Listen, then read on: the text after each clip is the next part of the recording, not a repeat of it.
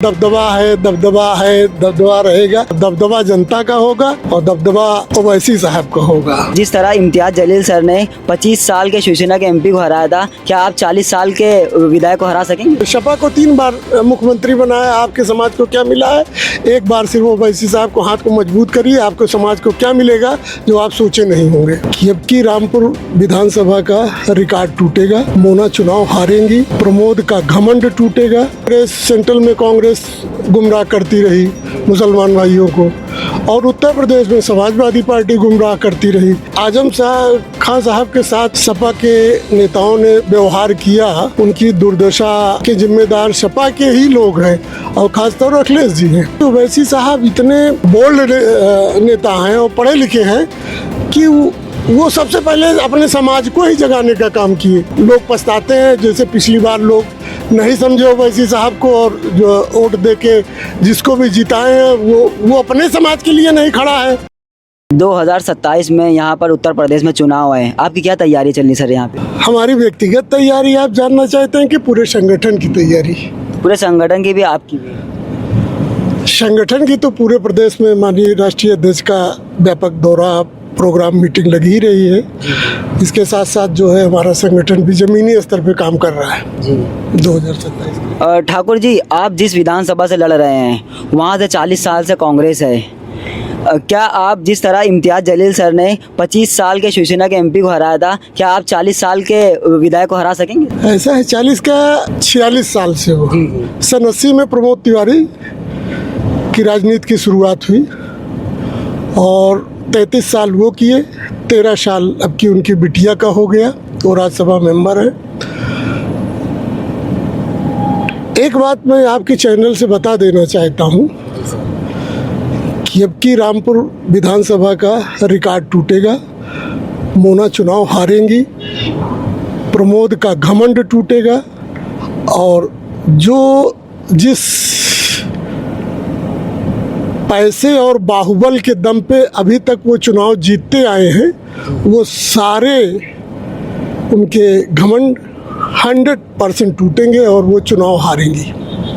आपको सर पूरा इत्मीनान है आप जीत पाएंगे सर वहाँ से रामपुर? 101% हमारा समाज लगभग कोई ऐसा समाज नहीं है जो पीड़ित न हो। उनके फर्जी मुकदमा लगवाना, फर्जी लोगों के जमीन कब्जा करवाना, और मैं एक बात बता दूं, दर्जनों हत्या रामपुर विधानसभा में हुई है और कहीं ना कहीं जो है उनका कनेक्शन स्थानीय विधायक और सांसद के द्वारा जो अपराध करते थे वो है, और उसके बहुत सारे प्रूफ हैं। बहुत सारे पीड़ित हैं, हजारों नौजवान का जीवन बर्बाद कर दिया उसने अपने रसूख के दम पे।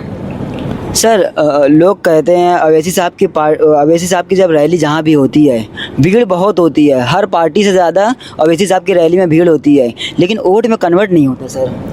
देखिए, पिछला चुनाव दरअसल क्या है कि बड़े राजनीतिक लोग, बड़ा जैसे समाजवादी पार्टी, कहीं ना कहीं अभी तक तो कांग्रेस, सेंट्रल में कांग्रेस गुमराह करती रही मुसलमान भाइयों को, और उत्तर प्रदेश में समाजवादी पार्टी गुमराह करती रही।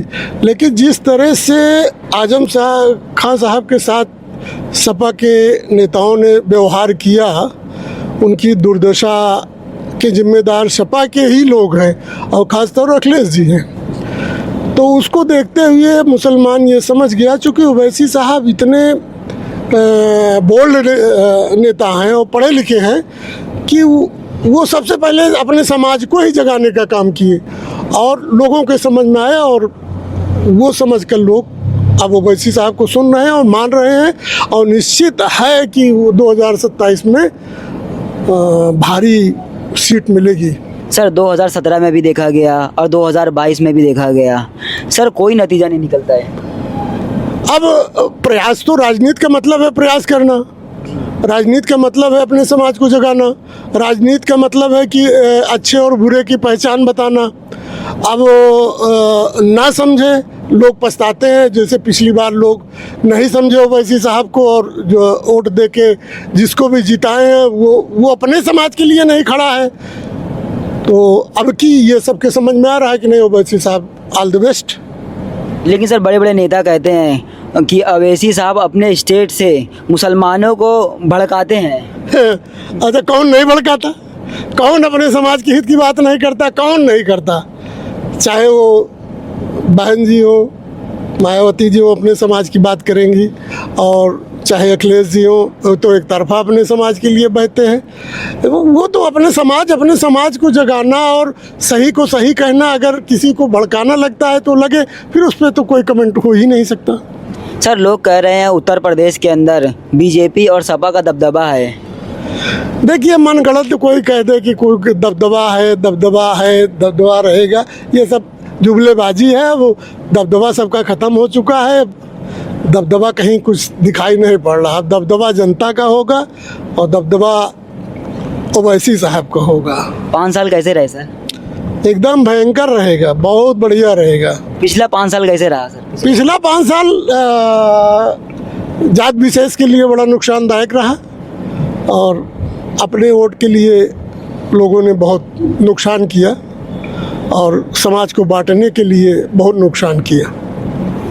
27 में सर आपको क्या लग रहा है, यहाँ से उत्तर प्रदेश के अंदर कितनी सीटें आप जीत सकेंगे सर? 100+ ये क्षमता रहेगी कि हम जिसको चाहेंगे वही मुख्यमंत्री बनेगा। मुसलमान एरिया में सर सवाल पूछा गया कि यहाँ से आपको क्या लग रहा है। उन्होंने कहा कि ये आखिरी मर्तबा है समाजवादी को देखने के लिए। देखिए, अब आखिरी मर्तबा तो राजनीति में आदमी जब तक उसके